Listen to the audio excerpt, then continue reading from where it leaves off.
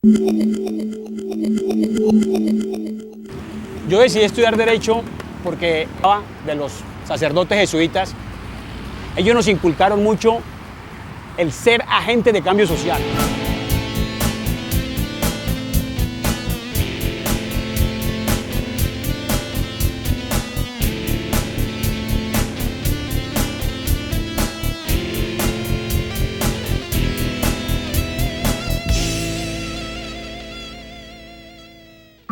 Mario Ginete es un prestigioso abogado de la ciudad de Cali, quien por decisiones equivocadas terminó en la bancarrota. La presión de los bancos lo hizo pensar en suicidarse, pero en el derecho encontró la solución. Inició una nueva vida y creó el bufete de abogados Ginete y Asociados. Decido estudiar Derecho porque mi papá, que era un gran lector, tenía bastantes libros y muchos de estos libros eran de asesinatos y de cosas. Entonces había un libro especialmente de Caryl Chessman, el libro se llamaba El bandido de la linterna roja. Entonces en ese libro contaban cómo era una audiencia y cómo encontraban al criminal y cómo argumentaban, y eso a mí me emocionaba, me inflamaba. También leíamos en la selección, las revistas Selecciones, crónicas de judiciales. Y en ese momento estaba yo en bachillerato, en el último año de bachillerato, en lo que en esa época era sexto bachillerato, y el decano de la facultad de la San Buenaventura, Genaro Chamorro Sánchez, un español, llegó a darnos una conferencia. Él terminaría después siendo mi socio. Este señor decano y Guido Arrunati y un compañero terminamos siendo socios en una oficina de abogados en Cali. Pero en ese momento el señor Chamorro Sánchez, español, dueño del Colegio del Pilar, da una conferencia donde nos dice: la San Buenaventura está abriendo facultad de Derecho, tiene este y este enfoque, y esta es mi facultad, y aquí encontré yo el lugar.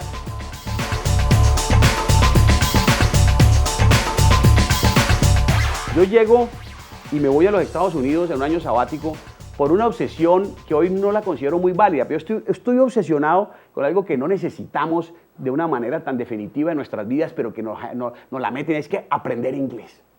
Uno va a aprender inglés y va a tener negocios de comercio internacional o si va a asesorar multinacionales, pero en Latinoamérica usted puede ser exitoso y además millonario sin necesidad de saber inglés. Pero en ese momento había cosas que hay que aprender inglés, que hay que aprender inglés. Además yo era un litigante yuppie que sí trabajaba para bancos y corporaciones. Entonces nos fuimos un año a Estados Unidos y allá estuvimos cerca de Chicago, por Milwaukee, y allí yo me metí en cuanto seminario pude, porque fuimos...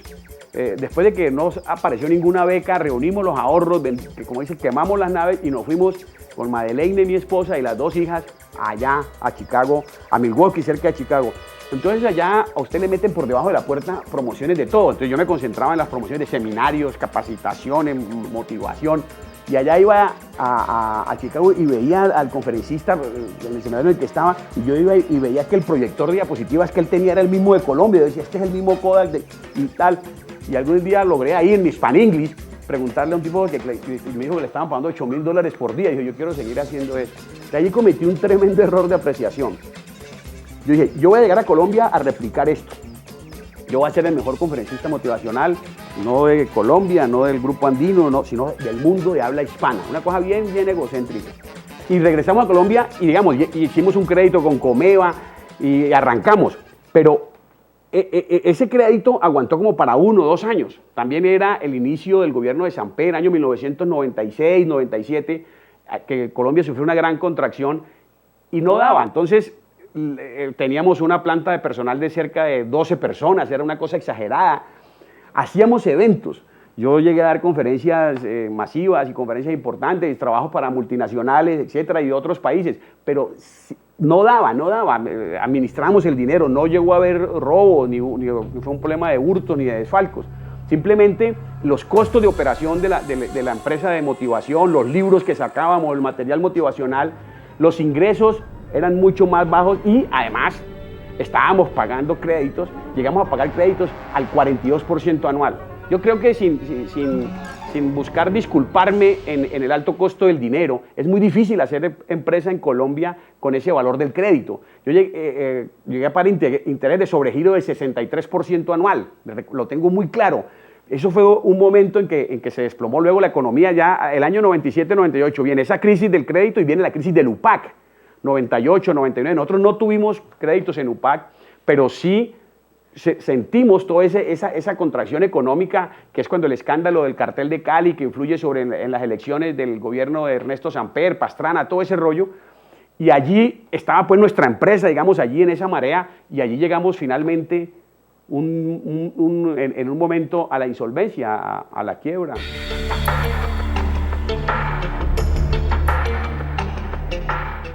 Yo tenía esos cupos de crédito preaprobados y empezó la operación de la empresa de conferencias, de charlas motivacionales, y había unos déficits.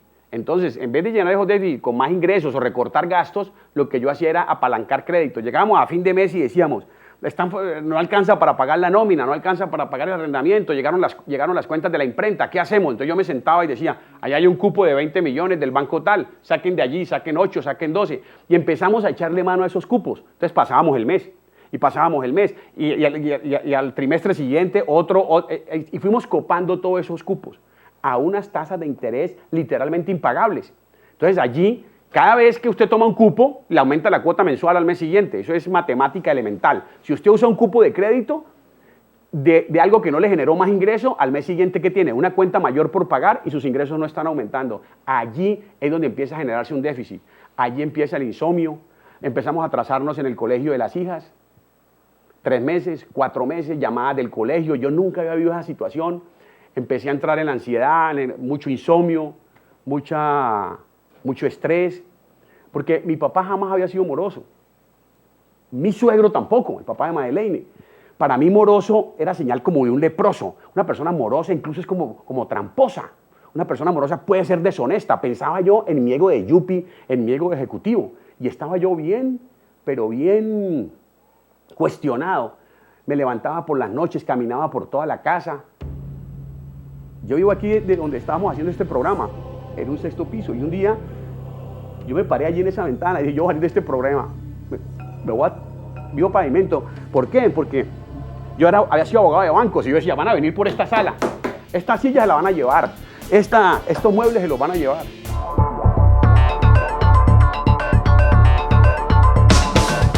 Yo decido trabajar como conferencista motivacional porque empecé como a intrigarme por qué jóvenes cercanos a mí se suicidaban. A mí me impactó mucho el suicidio de un muchacho de la alta sociedad caleña de apellido Lema. Este muchacho tiene una decepción amorosa con una novia y se tira del 10º piso de un edificio. Eso nos impactó mucho a todos los de esa época. Estoy hablándole hace unos tal vez 35 años. Entonces, ¿qué pasa en la mente de alguien para que llegue a menospreciarse tanto por no ser amado por una mujer? Y entonces me empecé a leer a Leo Buscaglia y a Ogmandino y empecé con toda esa literatura de superación y empecé a encontrar, digamos, una gran retroalimentación. Y yo decía, hombre, no, digamos, yo soy un hijo de Dios, yo no me puedo dejar llevar por la depresión, mi felicidad, mi identidad no puede depender de que otra persona me quiera. Qué chévere estos conceptos. Y en esa época, Harold Sangen trae con la Corporación para la Recreación Popular, trae a un conferencista, Peter Freire, y nos vamos a un seminario con él, y ese Peter Freire, un ex jesuita, hace una dinámica de autoestima y productividad, y con esa dinámica de autoestima y productividad yo hice un tremendo clic. Yo dije, uy, allí a través de ese seminario yo descubrí unas fortalezas. Ahí había un momento de retroalimentación en el grupo. Yo dije, usted tiene esta fortaleza, usted es buen orador, usted es positivo, usted es alegre. Y yo veía que iban apareciendo esas cosas en una cartelera que este Freire escribía. Yo decía, uy, yo tengo todas estas cualidades. Uy, sí, a pesar de algunas críticas, a veces de la propia familia, porque a veces los entornos familiares son los más negativos, no se puede, nos va a tocar ir a otro barrio, si usted no tiene apellido, usted no va a poder salir adelante. Yo tuve algo de eso, o mucho de eso en mi entorno familiar, lo que se llama el complejo, el prejuicio. Entonces, cuando estoy en ese seminario con Freire y digo, uy, yo tengo además, no solamente esto me está sirviendo a mí, sino que yo quiero compartir esto, yo soy capaz de dar esa dinámica, y de hecho la terminé dando. La adapté, yo digo que la mejoré, la popularicé, porque este hombre eran 3 días, 15 personas. Yo he llegado a manejar hasta 50 personas en un día con esta dinámica de descubrirse a través de la fuerza de un grupo, descubrir los valores, la autoestima, con la retroalimentación, un espacio para que cada uno haga un relato de su vida. Esa es una dinámica que todavía hoy es muy poderosa y que me gusta facilitarla y repetirla, incluso haciéndome parte del grupo. porque estamos en la sociedad de lo negativo. Esta sociedad está enfocada en que usted está viviendo en el barrio que no es, usted tiene el peso que no es, usted tiene el color de pelo que no es, usted le falta, le sobra, nadie está como reconociendo sus valores. Entonces cuando yo vi esto y lo empecé a hacer y cada vez más me gustaba, y cuando un día me pagaron 2 millones por un día de trabajo, dije, uy, esto... Pero también allí cometí unos errores de sobredimensionar la capacidad del mercado colombiano.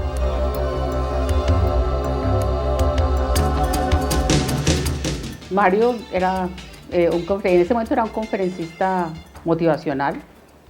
Yo soy odontóloga y ejercía la profesión también. Tenía mi consultorio odontopediatra y esas dos entradas nos ayudaban a nosotros como familia, ¿no?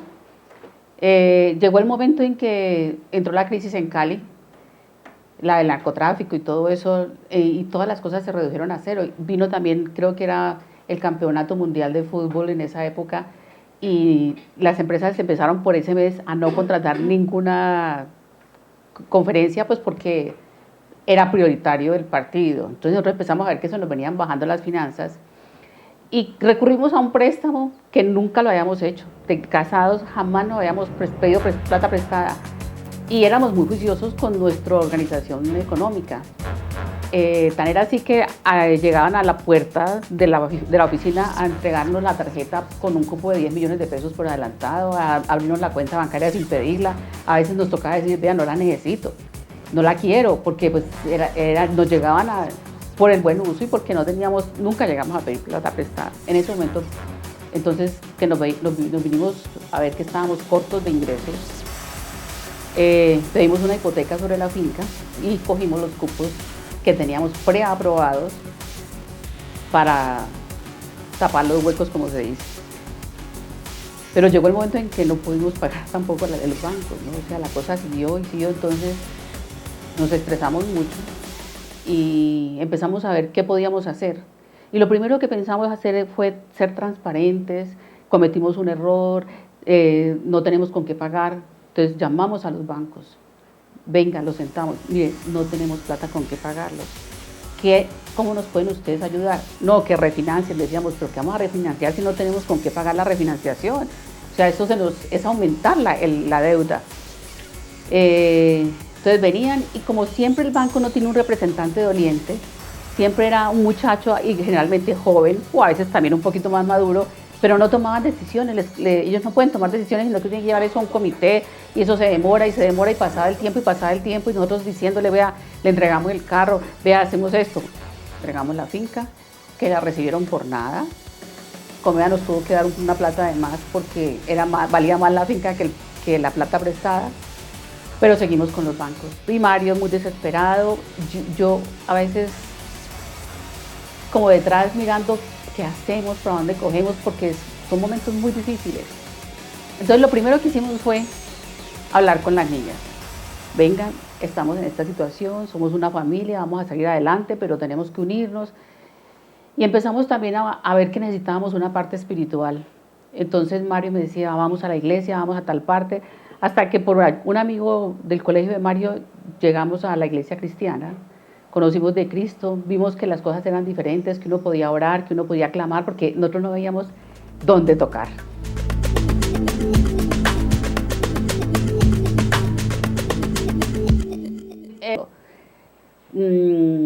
Sí, no teníamos, la verdad no hubo nunca necesidad de pensar en esas cosas y en este momento ya nos devolvimos que eso también es saludable. O sea, después uno se da cuenta que estas crisis, cuando uno las toma de una manera madura y en conjunto, ayudan a la pareja, ayudan a la familia y ayudan a uno a crecer interior y exteriormente. ¿Por qué? Porque aprendimos muchos métodos para poder organizarnos económicamente.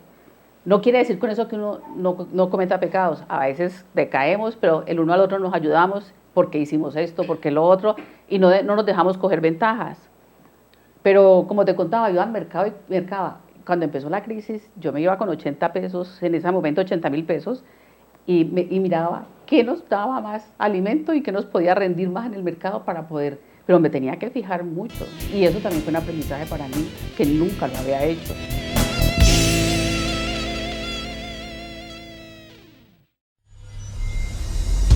La mejor terapia para cualquier conflicto es la acción inteligente y planeada. Jinete y Asociados. Somos un equipo comprometidos con las causas de nuestros clientes. Jinete y Asociados. Una firma de asesoría legal en derecho comercial, civil, penal y de familia, especializada en la defensa del deudor en dificultades. Teléfonos 554-1219, 558-1580. Jinete y Asociados. La protección de su patrimonio, nuestra razón de ser. Jinete y Asociados pone la tecnología a su alcance con su nuevo servicio de consultas virtuales. jineteasociados.com/consultas virtuales. Con la confianza, seguridad, respaldo y efectividad que solo le brinda nuestra firma. Jinete y Asociados Abogados. Agobiado por las deudas, insolvencia, régimen pensional. La solución a un clic de distancia. jineteasociados.com/consultas virtuales.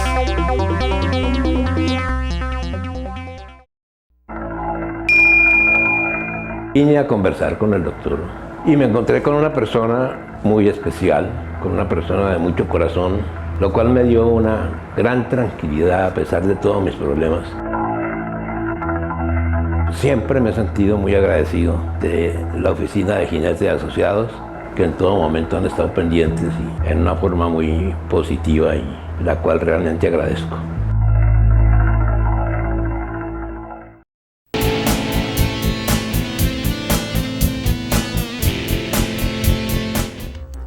Después de pensar en el suicidio, debido a la presión que ejercían los bancos sobre el abogado Mario Jinete, este por fin encontró una solución en el derecho.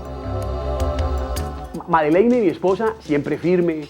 Madeleine siempre allí, negro, ánimo, vamos a salir adelante. Pero mi ego de varón, de macho, de ver las cuentas atrasadas, 6 meses en el colegio, 6 meses el arrendamiento que pagábamos de este apartamento. Y a pesar de que hacíamos conferencias, seguíamos trabajando como locos, pero no llegábamos a ingresar el dinero suficiente para amortizar ya esos 90 millones de pesos que debíamos en diferentes cupos, más las cuotas del crédito de Fomento con Comeva. Estábamos, digamos, en una relación crítica. Las niñas tranquilas, pero muy conscientes del tema. Solamente recuerdo que la mayor Marcela un día nos dijo: papi, ¿no será que podemos ir donde un médico? Eso me impactó mucho porque estábamos frente al farmacéutico en una droguería en la Quinta. Cuando ellas se enfermaban, me acuerdo que era un problema de la piel, pues no había para el médico, entonces había que ir a la droguería y a que le recetaran la pomada. Le dije: no, mi amor, es que en este momento no tenemos la póliza de salud. Es muy duro cuando uno ha vivido pues en un nivel de abundancia, enfrentar la crítica o la pregunta o la inquietud de una niña, de una hija de 12 años, que por qué no le estamos dando una atención médica adecuada a su problema de salud. Pero yo diría que nunca nos tiramos los platos a la cabeza. Es algo que yo siempre le he reconocido a mi esposa, a Madeleine. Jamás Madeleine habló de divorcio, jamás Madeleine habló de que yo me abro de este parche, o que andate a trabajar a Estados Unidos y de allá mandado, andate de España, que es la torpeza que cometen muchas familias. Porque lo que hay que hacer en una situación de estas, y que es donde, en lo que yo termino luego trabajando como persona que le ayuda a las familias insolventes a superar una cosa que no es tan grave como yo la veía. La insolvencia se agranda en la mente. La insolvencia no es ningún cataclismo. La insolvencia no es ninguna gran crisis. Crisis es un cáncer, un secuestro, echar reversa en el carro y matar a otro, un homicidio culposo. Eso sí es un problema en la vida. Pero no tener con qué pagarle a los bancos es un problema por el que pasa puede pasar y pasa y están pasando cualquier familia en Colombia y en el planeta, porque el modelo económico está hecho para eso, para llevar a la gente al endeudamiento caro, impagable, y luego a la insolvencia.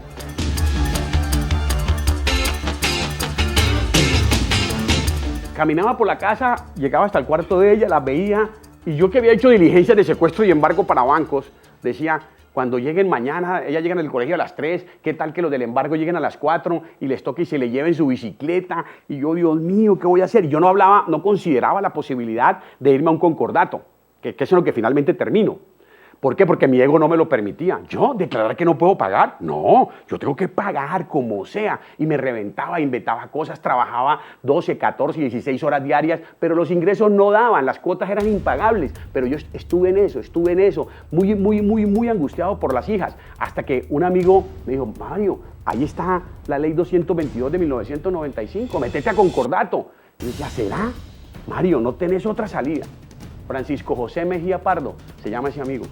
Economista, abogado, ex banquero, y yo siempre le agradeceré porque bueno, yo lo que tengo que hacer es decir, no puedo pagar. ¿Yo qué hago si no puedo pagar?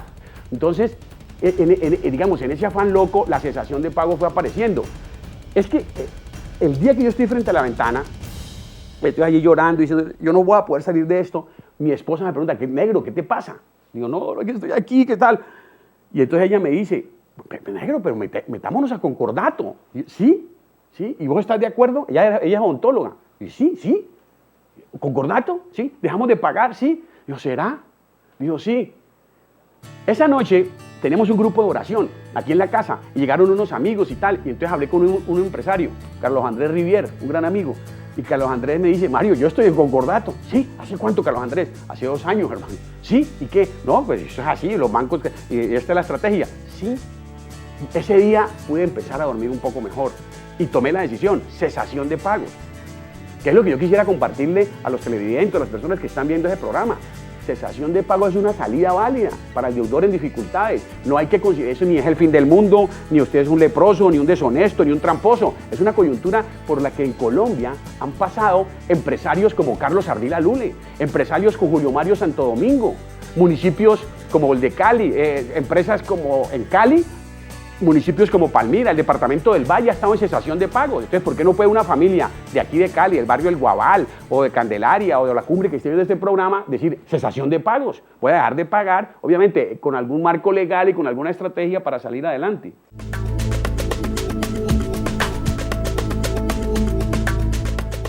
Uno no ve salidas, nosotros no conocíamos absolutamente nada.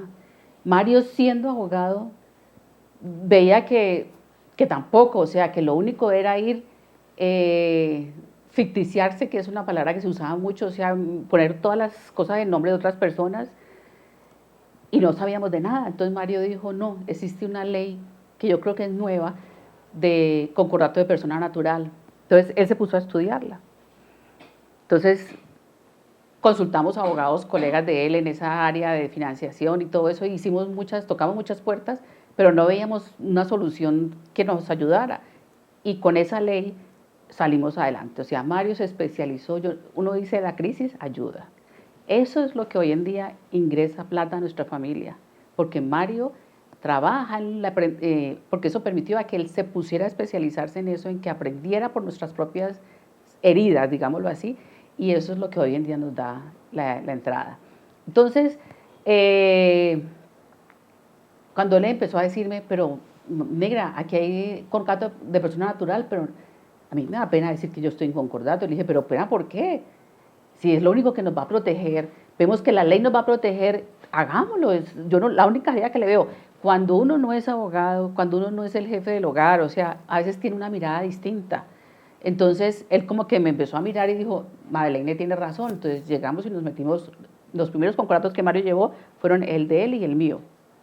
Y empezamos a ver que la ley nos protegía en todos los campos. Obviamente el concordato no era para no pagar las deudas, o sea, nosotros teníamos que organizarnos económicamente, ahorrar para pagar las deudas en un tiempo prudente y que pudiéramos salir adelante con nuestros ingresos. Y así fue. Pagamos todas nuestras deudas y los dos por medio del concordato y nos protegió. Y eso le dio a Mario la pauta para que él se fuera estudiando eso y especializando, y venía la gente donde él a que le diera consejos. Entonces él podía aconsejar en todos los sentidos, en el emocional, en cómo conversar, en cómo enfrentar cada cosa, porque las llamadas por teléfono lo agotan a uno mucho, uno se siente mal, o sea, todas esas cosas lo deprimen a uno muchísimo. Pero el trabajo de pareja es muy importante, el trabajo de familia también, y hay que mirar, salir y preguntar sin pena, porque esas son cosas que le suceden a mucha gente.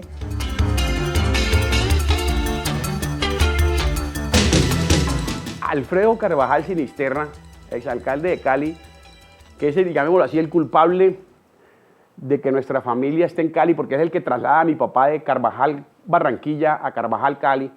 Un día me compartió en la Laguna de la Cocha una frase, dice, el ego es como un gallo al que hay que torcerle el pescuezo todos los días. Yo pensé en el suicidio simplemente por estúpido, por imbécil. ¿Por qué? Porque mi buen nombre, ¿qué dirá la gente? Yo pienso que hubiera sido el peor error de mi vida, porque el tamaño del problema, 90 millones en deudas, no justificaba jamás haberme autoeliminado. Pero dejé que ese problema, en mi sentido de la importancia, aquí yo soy Mario Alfonso Jinete Manjarres, el conferencista motivacional, que está saliendo en la televisión, que da conferencias con el padre Gallo, que tal y que Pascual. Entonces, ¿cómo así que estoy atrasado 6 meses en el arrendamiento? ¿Cómo así que estoy atrasado 6 meses en los colegios? Ahora que lo digo, no me parece algo tan grave, pero en ese momento, el ego. Y es lo que yo le quiero transmitir a la gente, por eso estoy trabajando en la defensa del deudor insolvente y cada vez que puedo lo comparto. No hay razón para autoeliminarme por un problema netamente económico, cuando tengo toda la salud que tenemos. Imagínense los mundiales de fútbol que me hubiera perdido si en el año 98 me hubiera autoeliminado. Los momentos de intimidad y de goce con mi pareja, el nacimiento de la nieta, tantas cosas.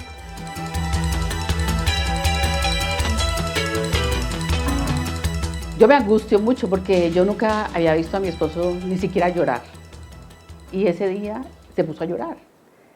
Entonces yo me asusté, dije, o sea, está en un extremo de angustia.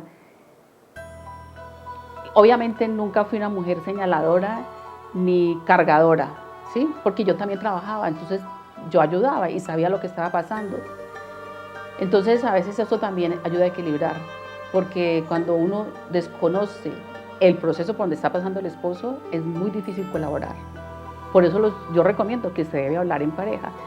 Fue muy duro, muy angustiante, pero lo único que yo pude hacer es arrimarme y decirle, negro, tranquilo, vamos a salir adelante, tomemos medidas, hagamos esto, hagamos lo otro. Entonces nos apretamos muchísimo, cambiamos a las niñas de colegio, se les dijo no se pueden hacer esto, por mucho tiempo hubo disminución de muchas cosas que estaban acostumbradas y que estábamos acostumbradas a vivir.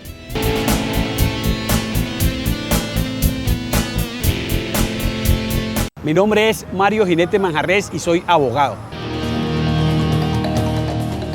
Como abogado, yo sabía que existía esa ley de insolvencia y mi primera reacción fue buscar un colega. Entonces este colega me dice, sí, Mario, yo te ayudo. Y cuando llegamos a relacionar los bancos, resulta que él trabajaba para uno de esos bancos. Me decía, uy, aquí está este banco, Mario, yo no te puedo ayudar, aquí te entrego el modelo. Entonces a mí tocó aterrizarme de mi soberbia, donde yo consideraba que la persona que no pagaba una deuda era una persona deshonesta o tramposa, y decir, Mario, te va a tocar llevar tu propio concordato. Entonces, los 2 concordatos con que inicia nuestra firma, que ya ha tramitado más de 1000, son el de mi esposa y el mío. Es decir, nosotros hablamos de una terapia que nos hemos aplicado, o vendemos una pomada que nos sirvió y que nos untamos. Entonces, empezamos a tramitar ese concordato y nos lo admitieron y suspendieron los procesos. Uy, esto funciona.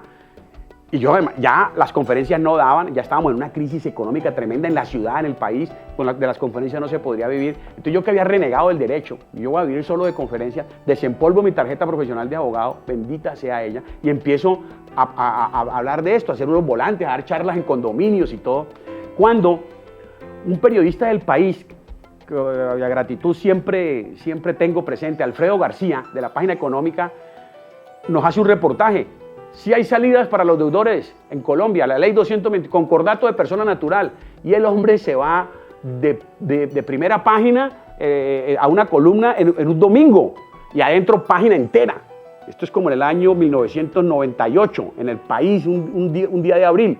Entonces esto fue lo que se llama pues, un free press, eso fue una divulgación de esta figura que no era conocida. Nosotros somos pioneros en implementar esta figura. Esta figura finalmente es derogada por los bancos, la ley 222 del 95, porque les parecía que ya había mucha gente, y ahí es donde hacemos la demanda de inconstitucionalidad. La Corte exhorta al Congreso a expedir un nuevo régimen, los congresistas Roy Barrera y Simón Gaviria toman esa bandera, sacan una ley 1380 que se cae. Finalmente llegamos a la ley que hoy está vigente a partir de octubre, que es el nuevo régimen de insolvencia de la persona natural no comerciante.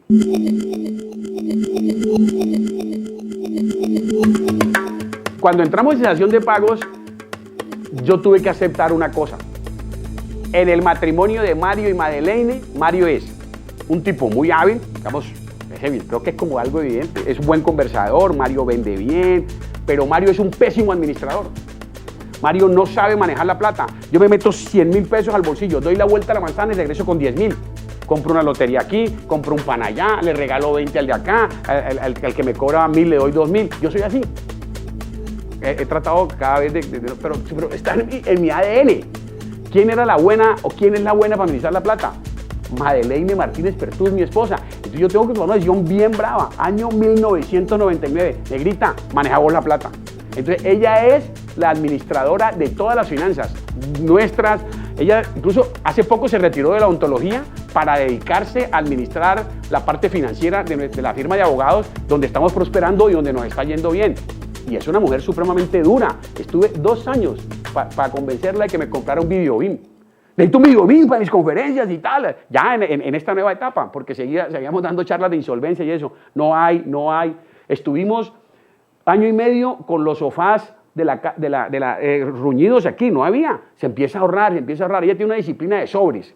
Cuando tenemos un proyecto familiar, se abre un sobre, se le pone un nombre y ahí se empiezan a guardar 20.000, 40.000, 50.000 mensual, hasta que se tiene, ¿cuánto hay? Ya están los 950.000, sí, ya le podemos comprar el portátil a la niña. Entonces vamos a la pasarela y lo compramos de contado. En el mundo ya de los negocios, cuando usted está acudiendo fácil al crédito en un pequeño negocio, en una peluquería, en una barbería, en una ferretería, en la Galería Alameda, en cualquier galería de la ciudad, en cualquier negocio que tenga, sobre la quinta, donde sea, a usted no está vendiendo lo suficiente porque está necesitando crédito, o lo están robando y no se está dando cuenta. Entonces el vacío de caja lo llena con crédito, o está vendiendo sin margen. Entonces hay que estar muy atento, o está viviendo en el estrato que no es. Cuando ya los bancos no nos daban, ya le habíamos entregado comida a la finca, los bancos no nos daban bola, las tarjetas de crédito tampoco.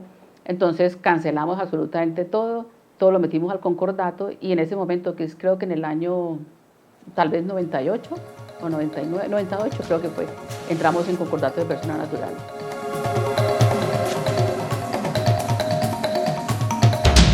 La cesación de pagos para una familia en dificultades, para un deudor en dificultades, es que mientras usted esté pagando lo impagable, mientras usted esté abonando al acreedor que más le grite, que más lo presione, que más lo chantajee, que más lo intimide, usted no está actuando de una manera inteligente y planeada. La cesación de pago es que en la ley colombiana, con todas las imperfecciones de nuestra democracia y de nuestro Congreso, en la ley colombiana hay unas herramientas. Entonces, en la época mía era la 222 del 95. Usted va donde un juez y le dice, estas son mis deudas, estos son mis activos, los bienes que tengo, suspenda. Y ese proceso de cesación de pagos suspende todos los procesos en curso. Ahora estamos, a partir del 1 de octubre de 2012, hay un nuevo marco legal para la cesación de pagos, que es el régimen de insolvencia de la persona natural no comerciante. Entonces, en Colombia, primero, precisemos algo, no hay cárcel para la persona que no puede pagar sus deudas o obligaciones civiles. Entonces, si ese es su problema, usted tiene que serenarse si no está pudiendo pagar sus deudas y dice, yo no me voy a ir preso, pero tampoco puedo llegar a trabajar 20 horas, tampoco puedo llegar a estar hostil con la familia, voy a dejar de pagar. Nosotros recomendamos dejar de pagarle a los bancos, a las entidades financieras. Hay unas obligaciones que hay que privilegiar, que son colegios, cuotas de administración, porque eso es para pagar recursos humanos de personas que le sirven a uno en el colegio, en la educación de los hijos, en la unidad residencial, que lo cuidan a uno de noche cuando duerme. Ahí no hay especulación, ahí no hay negocio. Pero ya cuando estamos frente a la entidad financiera, sí, baje la persiana, deje de pagar. Vamos, dentro de 3, 4, 5 años. Entonces, ahí se radica una solicitud, en este momento es ante un centro de conciliación, un consultorio jurídico de una universidad o una notaría, y los procesos se suspenden.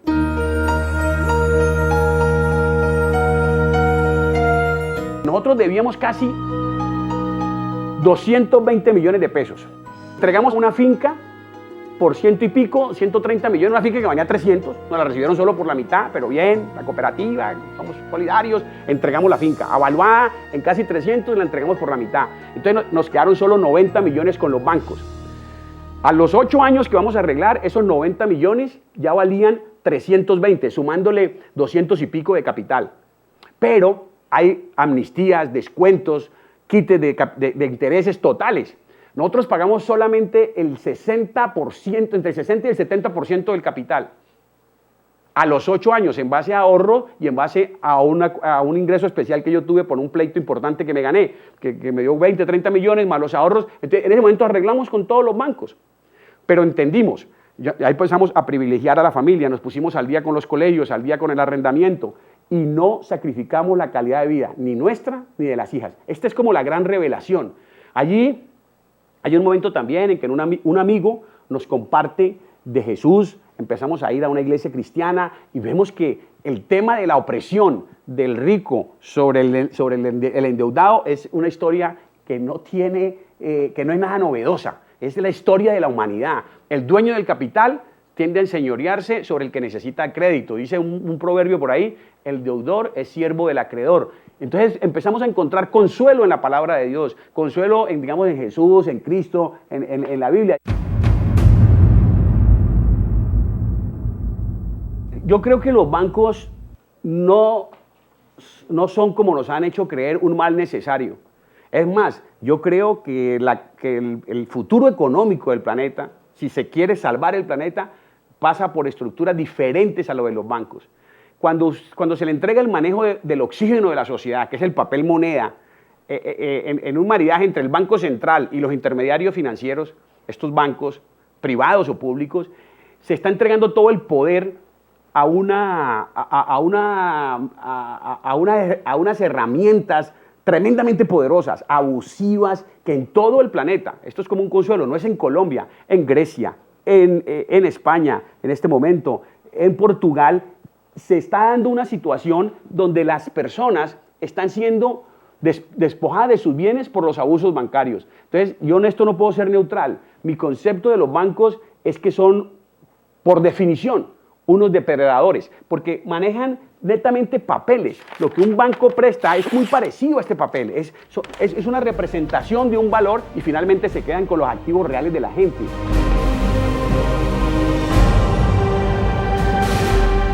El sistema financiero para mí es atropellador, o sea, no te da ni siquiera la oportunidad de tener un ahorro, porque el ahorro se te come la plata en el manejo de la cuenta de la tarjeta de ahorro, en el interés en todas las cosas que te cobran adicionales por gastos bancarios. Entonces no te ayuda a ahorrar, y el interés que te pagan es mínimo. Entonces el banco realmente no te ayuda para nada, porque se te va mucho en gastos bancarios. Yo soy muy detallista en anotar.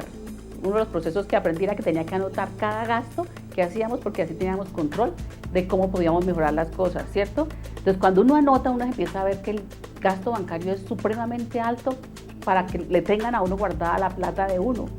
Entonces, yo utilizo mínimo, porque la cuenta de ahorro, ¿cierto? No tenemos tarjetas de crédito. Yo tengo una tarjeta de crédito amparada por mi hermana, que la uso, es necesario para un hotel, para una cosa, entonces la uso, pero la pago inmediatamente. El gasto de la tarjeta de crédito también es altísimo, así no pague intereses. Aprendí a manejarlos, aprendí a manejar el sistema, porque uno no se puede apartar de él, o sea, vivimos con ellos aquí, pero hay que aprender a tener cuidado con esas cosas.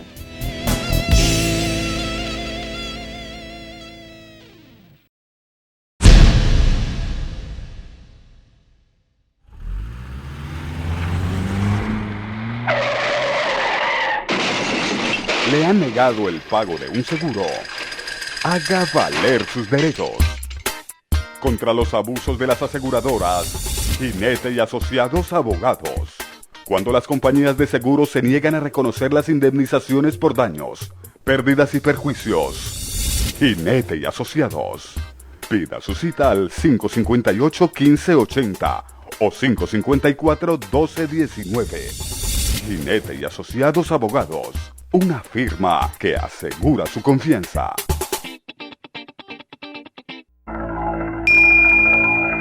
Vine a conversar con el doctor y me encontré con una persona muy especial, con una persona de mucho corazón, lo cual me dio una gran tranquilidad a pesar de todos mis problemas.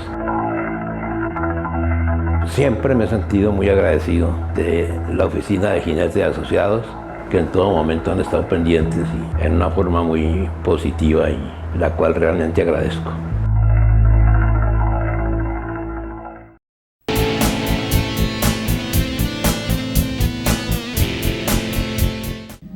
leyes de este país fueron la principal herramienta para que el abogado Mario Ginete se liberara de la presión de los bancos y creara así su propio bufete de abogados. Pasar por un momento de insolvencia es como tropezarse en el proceso de aprender a caminar. Los grandes millonarios en Estados Unidos, que le hacen estadísticas a todos, han tenido entre 2 y 3 quiebras. Julio Mario Santo Domingo se quebró con Avianca, Carlos Ardila Lule se quebró con Coltejer, Fabricato se quebró, los departamentos del Valle del Cauca se ha quebrado 2 veces en los últimos 20 años.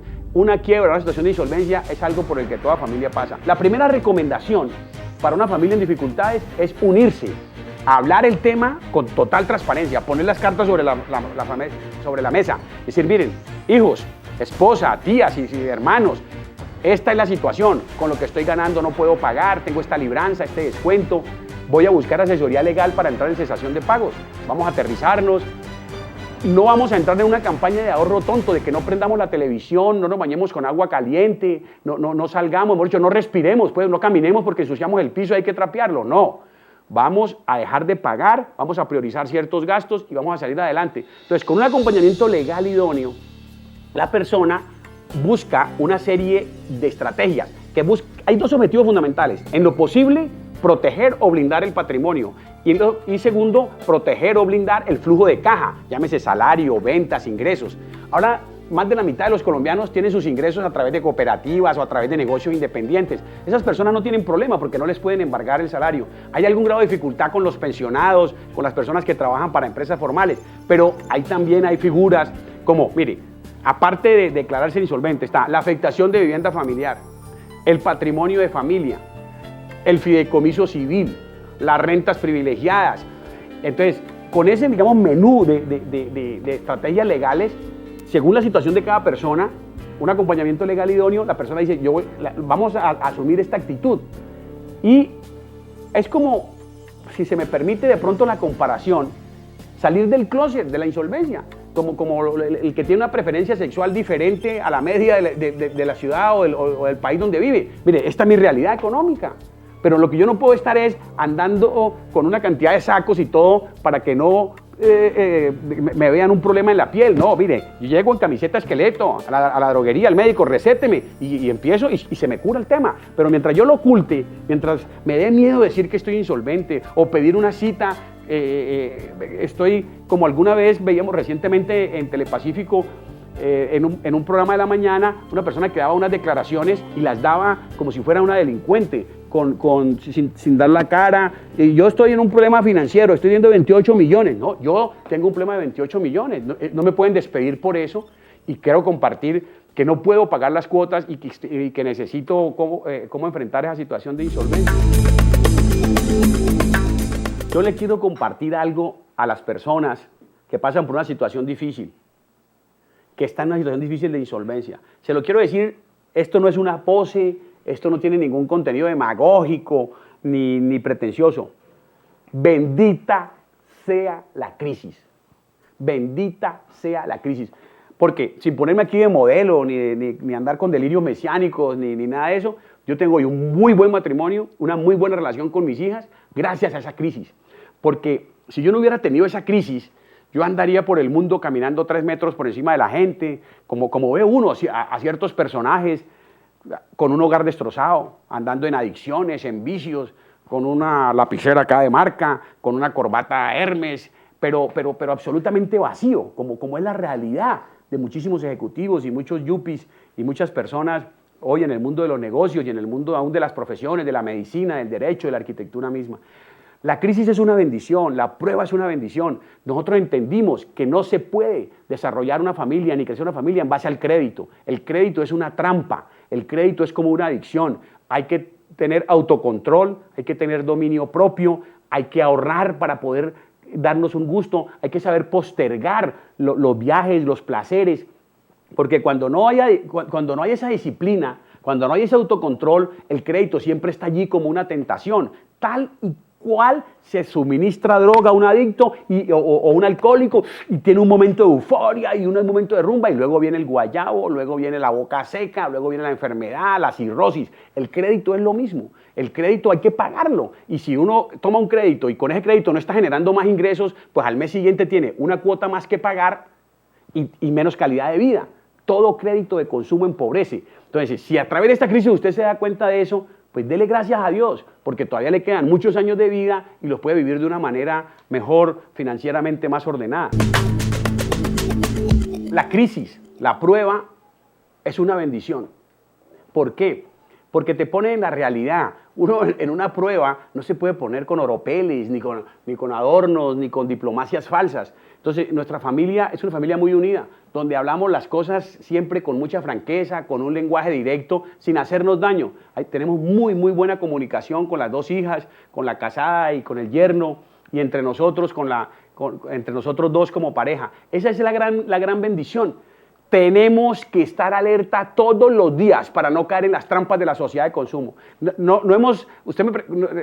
Digamos, del momento que hicimos el arreglo con los acreedores 2006 a hoy, no han vuelto a cometer errores financieros, no, a cada rato. ¿Pero por qué estamos comprando otra vez esto? ¿Pero por qué hicimos esta inversión tan tonta? Porque la sociedad sigue allí, el bombardeo publicitario y la publicidad engañosa es permanente. Entonces estamos muy alerta. Es que uno suda mucho para ganarse el dinero, para venir a invertirlo pues en cosas de apariencia. Entonces nosotros privilegiamos, por ejemplo, mucho los viajes por encima de los electrodomésticos, los aparatos y los gadgets, los plasmas, etc. Pero de todas formas, a veces nos encontramos tomando decisiones equivocadas, apoyando a personas que no lo merecen, haciendo inversiones tontas, torpes. Entonces, tenemos que estar muy despiertos en el manejo de nuestras finanzas. Es mucho lo que usted suda y se trasnocha y se sacrifica para ganarse un determinado dinero. Para venir, por ejemplo, a comprarle algo a un hermano que se puso a vender unas enciclopedias, unos cursos de inglés, y por pena, por no decirle que no, decirle que sí, está bien. Ese hermano de pronto el único paquete de esa biblioteca o esa cosa que vende es el que le vendió a usted. Entonces, no, tenemos que ponernos colorados un minuto y decir no. ¿Por qué? Porque a usted la plata no se la están regalando. No podemos estar ayudando a familiares, por ejemplo, que su único trabajo es mover este dedo pulgar. Y digo, ¿qué están haciendo para conseguir trabajo? Digo, pero mira, ¿y esto qué es? No, pues el control remoto de la televisión. Todo el día me la paso viendo. Paso de la Bundesliga a la Liga Española. No, hermanito, salga a cuidar carros, salga a cuidar niños, salga... Pero usted empieza a generar una ayuda mensual, por ejemplo, a un familiar que no está minusválido, que no está incapacitado. Ahí no hay finanzas que aguante.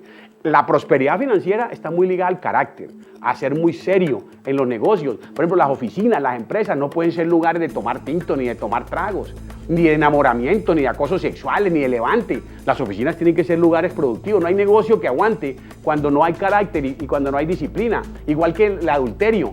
Como decía un tío que decía que mantener un fogón prendido, o sea, un hogar es difícil, como hay berracos que se ponen a mantener dos. Por ejemplo, un enredo, eso es algo que lleva a la quiebra a la familia, más allá de si está respondiendo al patrón de Dios cuando engaña o no engaña a la mujer. Es que si sacar adelante una familia con 1, 2 o 3 hijos es difícil, ¿qué hace una persona estableciendo relaciones adúlteras o clandestinas que le van a comprometer más y más dinero? Entonces, la gran lección de esta crisis para nuestra familia es el autocontrol, la disciplina en el gasto, no vivir de las apariencias. Nosotros ya no vamos a ningún club social, vendimos la acción del club social que teníamos, no nos hace falta. Los amigos que tenemos es porque nos gusta estar con ellos, no porque nos representan dividendos políticos o económicos.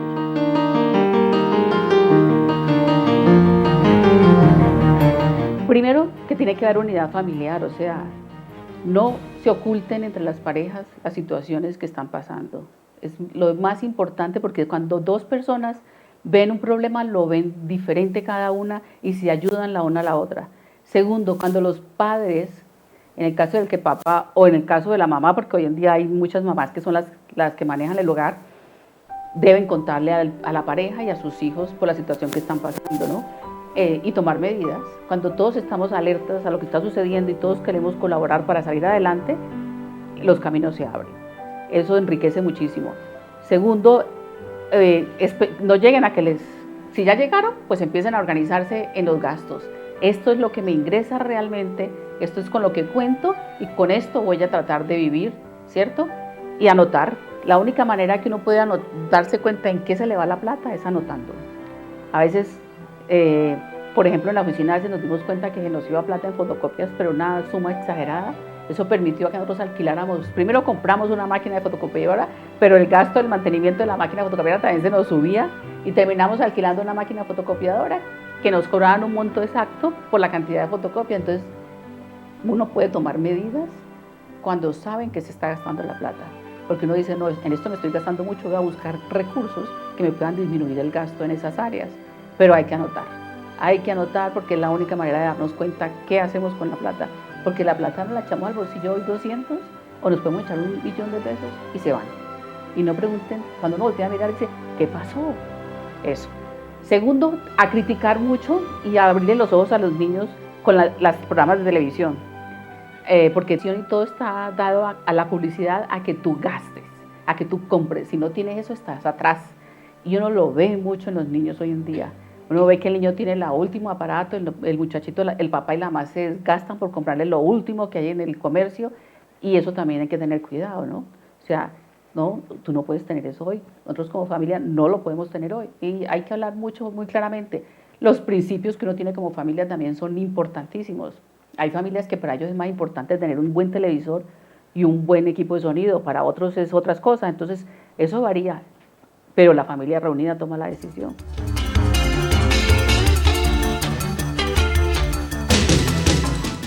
Lo peor que se le puede hacer para ayudar a una familia es llegar y pagarle las deudas.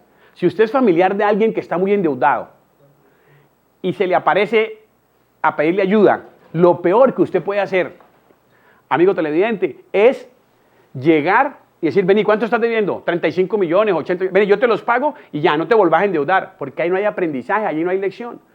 Tenemos que dejar que la gente toque fondo, porque cuando usted toca fondo, ahí se impulsa hacia arriba. Le parece tan peligroso el fondo, el oxígeno se le está acabando en el fondo, que usted tiene que decir, yo no me puedo quedar en el fondo. Y la persona por sus propios medios toma la decisión y se impulsa hacia arriba. Entonces no podemos cargar a los demás. Entonces lo peor que se le puede hacer a alguien que esté en estas dificultades es empezar a hacer colecta entre todos los familiares para ayudarle a salir de deudas. Diferente a una situación de enfermedad o de accidente, esa es otra cosa. Pero cuando el endeudamiento ha sido para créditos de consumo, para primeras comuniones, para matrimonios, para celebrar fiestas, para viajes, o aún para cirugías plásticas, ¿por qué tiene que salir todo el contexto de una familia, todo un grupo familiar a rescatar a alguien que se endeudó en crédito de consumo? No, déjelo.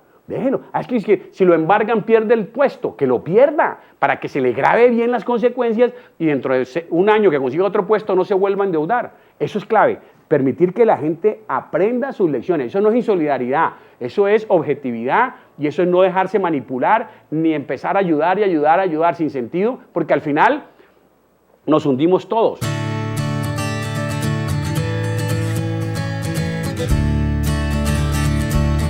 Tenemos que apropiarnos de nuestra propia vida. Con toda la falla del modelo económico, tenemos espacios de autonomía, tenemos espacios de poder. La forma como Dios nos creó absolutamente, digamos, independientes, nos permite que busquemos el enseñoreamiento de nuestras finanzas personales. Y eso es posible, con disciplina, con trabajo de pareja, unidos. No tenemos que ser víctimas del sistema financiero. Tenemos que minimizar nuestras relaciones con el sistema financiero. Es imposible bancarizarse en Colombia con los altos costos financieros por mucha propaganda, por mucha publicidad. Entonces, la gran reflexión que a mí me deja esto es que las familias tenemos que ser conscientes de esto y no endeudarnos, no prestarle la cancha al sistema financiero, no entregarle el control de nuestras finanzas, sino privilegiar la disciplina, el control, el gasto familiar, porque sí tenemos poder sobre nuestra economía personal y familiar.